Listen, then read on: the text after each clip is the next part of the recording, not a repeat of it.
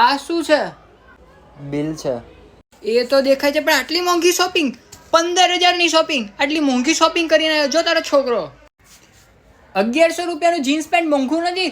અમે અમારા ટાઈમમાં 20-30 રૂપિયાના જીન્સ પેન્ટ પહેરતા, અને અમારી પાસે ના રહેતું તો મોટા ભાઈથી માંગીને, નહીં તો ગામના છોકરા નામથી માંગીને પહેરી લેતા. એ ટાઈમ અલગ હતો, હવે જમાનો બદલાઈ ગયો છે પપ્પા. પણ તારા મા બાપ તો એ જ છે ને ગરીબ. જો તો ખરા 1100 રૂપિયાના પેન્ટ આટલામાં 30-40 રૂમાલ આવી જાત. એ જ 30-40 રૂમાલની સિલાઈ કરી લે ને તો એક પેન્ટ તો ના જ બનત. આને તું સમજાવ કઈ. બેટા તું ભણાઈ છોડીને ક્યાં સિલાઈ કરવા બેસી છે? ખર્ચા રોકવા માટે કહું છું, દુકાન નાખવા માટે નથી કહેતો. એની માને 2000નું ટી શર્ટ. પપ્પા એ ડીઝલની છે. કેટલું આપે છે? ડીઝલ એક કંપની છે, ગાડીમાં નાખવા વાળું ડીઝલ નહીં. આ ટી શર્ટ પાછું કરી દે, નહીં તો હું 5 નું ડીઝલ નાખી દઈશ. હવે કઈ રીતે પાછું કરું? કઈ કાર્ડથી પેમેન્ટ કર્યું? તમારા કાર્ડથી. તમે છોકરાઓ મા બાપને બનાવો છો, તે મને શું કીધું તું થોડી જ શોપિંગ કરવી છે? આ થોડી શોપિંગ છે? મેં કીધું હતું ઝારાથી શોપિંગ કરીશ. એ શું છે? કપડાની બ્રાન્ડ છે, ત્યાંથી શૂઝ લીધા. 3,500 ના બૂટ. 3,500. મારા વાળા ફાટી ગયા છે, પગમાંથી અંગૂઠા નીકળી ગયા બાર એવા. મને કહી દે, રોજ સવારે મોચી આવે છે નીચે, એની પાસે કરાવી લે.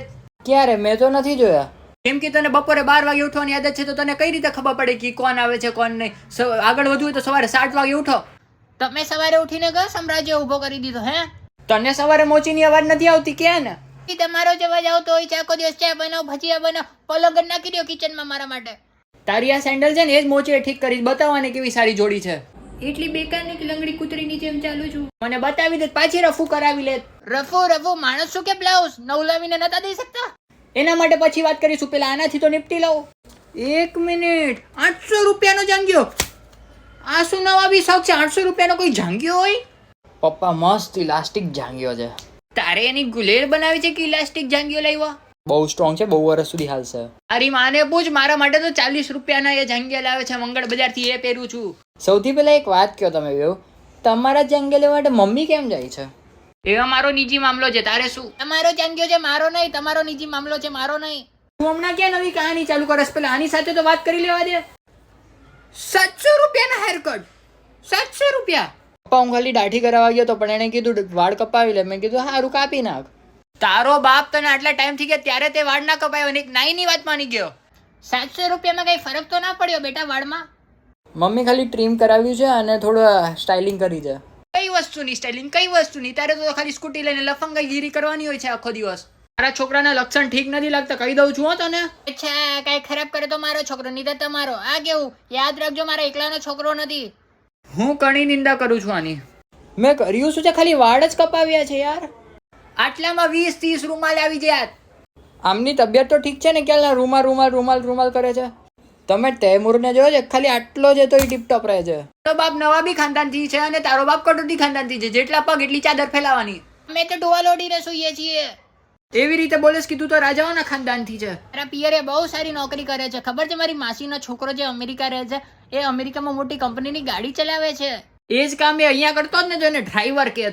ડ્રાઈવર નથી, એ રેસિસ્ટ છે. રેસર. બેટા એ લોકો બ્રેકફાસ્ટમાં બ્રા કાઢી ખાય. છી ઘટિયા લોકો છે. અરે બ્રોકલી કહે છે. બીજું શું લીધું? 8,000ની સાડી. 8,000ની સારી. રણવીર સિંહ જેવો શોખ ચડ્યા લાગે છે. આટલી મોંઘી સાડી જરૂર એની બેનપણી માટે લીધી હશે. એ કોઈ સાડી વાડી નથી લીધી. કહી દઉં છું, આ બધું પાછું કરી આવો. પપ્પા એ બધું પોસિબલ નથી હવે બધું પાછું કરવું. મારું કાર્ડ દે હમણાં ને હમણાં. મારું કાર્ડ દે. મારી પાસે નથી તમારું કાર્ડ. ખોટું ના બોલ, મને મારું કાર્ડ દે. હું સાચું કહું છું, મારી પાસે નથી. મમ્મી માર્કેટ ગઈ હતી સવારે તો એને આપ્યું હતું. જોયું તારા છોકરાને સાડી ખરીદ? 8,000ની સાડી. તમે ચા પીશો ને હું ચા લઈ આવું. તમે ભજીયા ખાશો ને ભજીયા લઈ આવું. આટલામાં તો 30-40 400-500 રૂમાલ બની જાત.